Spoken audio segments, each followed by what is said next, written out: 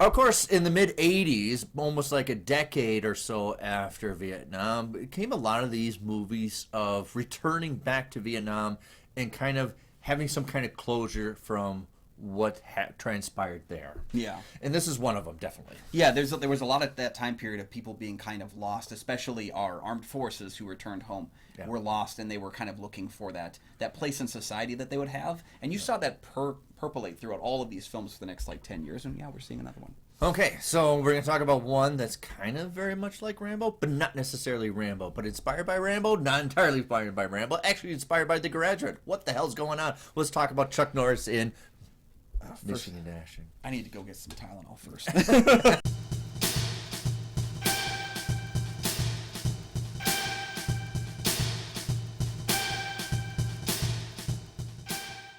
Welcome back to the show. Thank you so much for joining us. Welcome back. And, of course, this is a Patreon selection. And you, of course, can join the Patreon and, of course, have an opportunity to tell us what movies we can review for a future episode. Shout out to you as well. Of course, there's a lot of good content and deals and a bunch of load-up new stuff. We're on a road to De Palma films on that. We have our last episode coming up and then our final ranking. All right. So with our Patreon selection, of course, we have to talk about Missing in Action from 1984. What's going on? Well, Colonel James Braddock, former POW during the Vietnam War, accompanies an American investigative team to Ho Chi Minh to check on reports of Americans still held prisoner, possibly. Teaming with an old army buddy, they launch a mission to rescue these POWs. Okay, so after the Vietnam War and how it ended, kind of permeated with the American consensus for a long time. And then when the 80s, even after Apocalypse Now, it's considered a Vietnam War, but that's kind of like using the Vietnam War to do almost like the Iliad.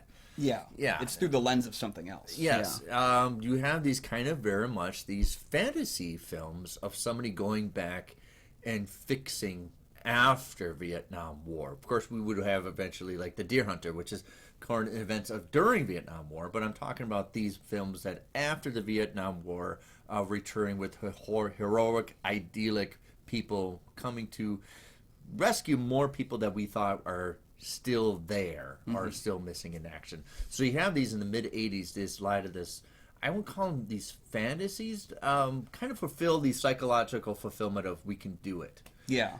If this is indeed something, this is like, we need to act, kind of like, and we'd be able to, right? And it's with this American bravado with, we can just bench press our way out of a situation. We can send one guy in there with grenades and machine guns, and you can get these people out of here. Yeah, and they liked the irony of naming him after Benjamin Braddock from The Graduate, but the showing well, he's not Dustin Hoffman, he is Chuck Norris. The idea of the everyman through the lens of having Chuck Norris, of course. Right, and so also this was Cannon Films' first real spotlight on them. Yeah.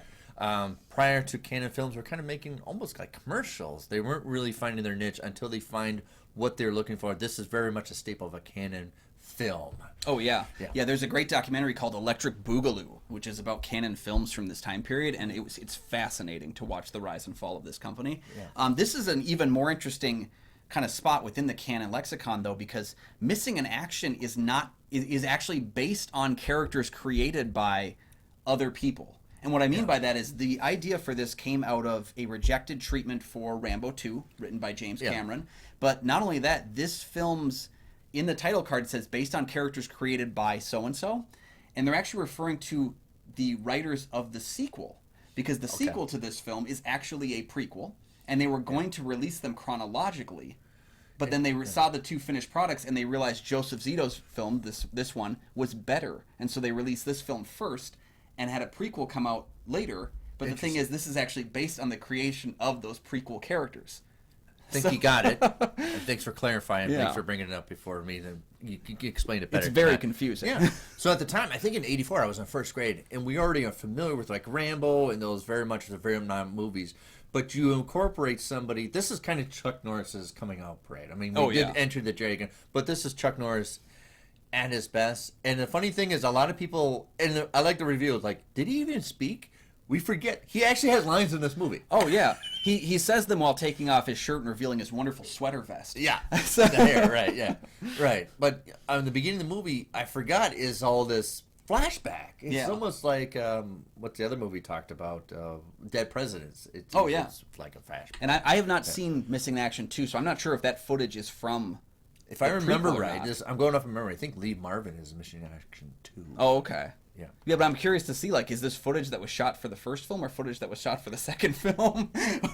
How is it going to end up looking in the final product, I guess? But of course, it's mid-'80s, so you have the classic. You have like Emmett Walsh is in there. It's kind of like a side guy. You hop on for the part of the journey. You have James Wong. My God, I forgot he was in this movie. Yeah, Emmett Walsh and James Wong, this is their third picture together because they did Blade Runner and another film.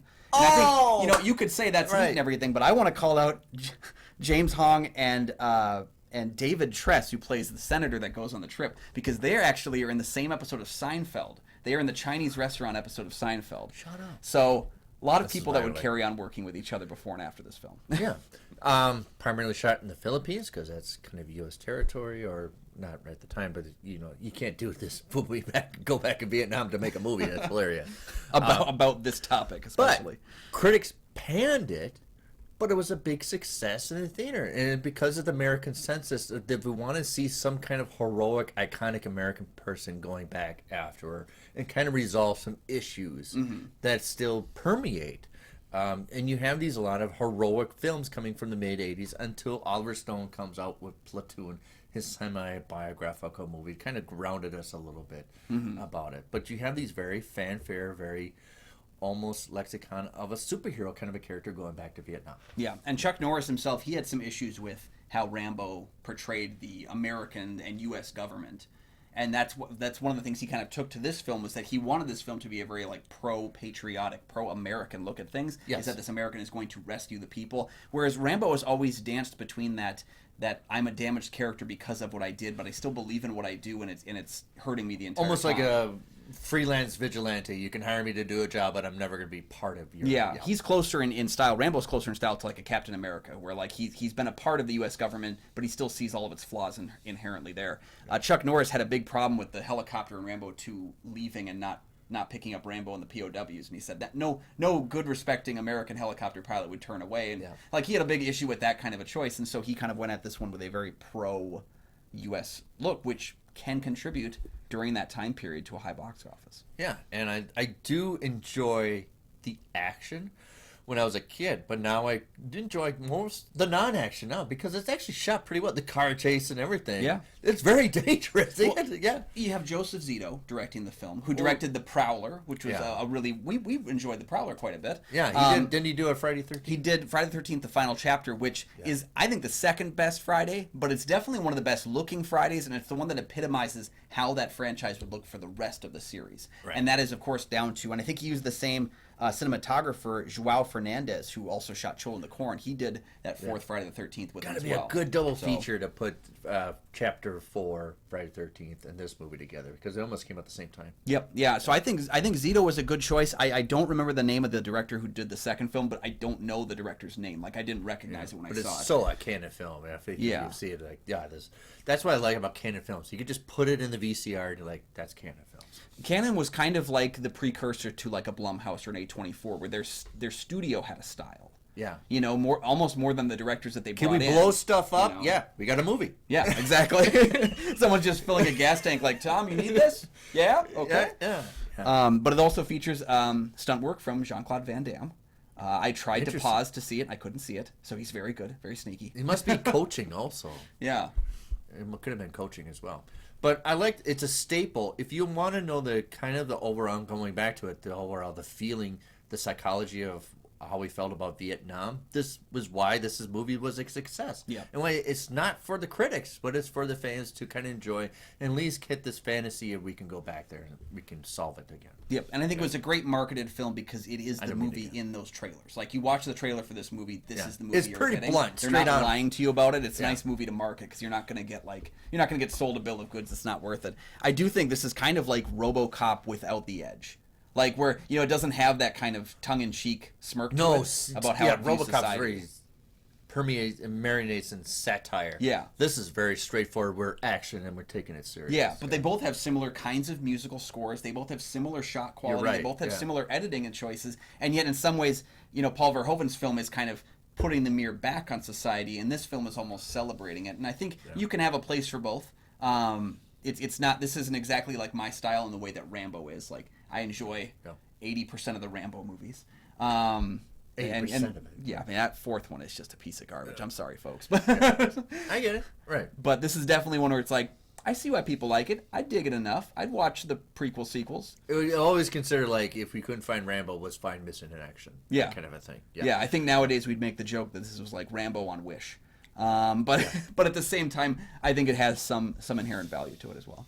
Yeah, it's interesting to reflect on the time period of what America felt like and what we needed. This is something that I like, that it's kind of the pop culture almost. Yep. Yeah. Yeah, so it's a movie of its time, but I think it's a movie that still effectively portrays where we were in that time well, or at least the ideals that we were concerned about. And it does fall into that traps of cliches of the immigrants looking very evil, very xenophobic. I mean, the problems that come with the film are problems that came with a number of films during that time and before that time, and still to this day in a number They're of caricature evil, right? Yeah, characters that are almost caricatures. Yes. But I think that's where the score actually kind of lines it up here, because this is Jay Chataway who did the score. He also did Silver Bullet, a Stephen King adaptation. And both those films kind of have Very that Americana. underrated, yeah. They have that Americana kind of feel to them, where it's like a fantastical version of Americana. I agree. And I think we have that here.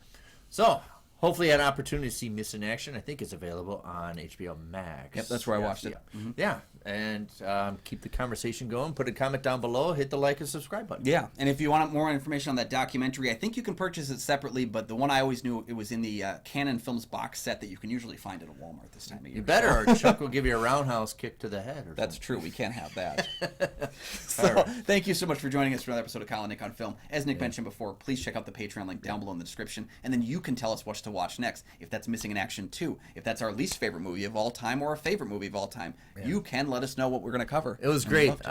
Thanks for the selection. I got to see this. I haven't seen this probably since the late 80s. Yeah, this was a first-time watch for me, and I struggled to get my HBO account to open because I was like, I want to watch it really bad. Come on. So, thanks, Tyler Prawl, for picking another great movie, and we'll see you guys next month.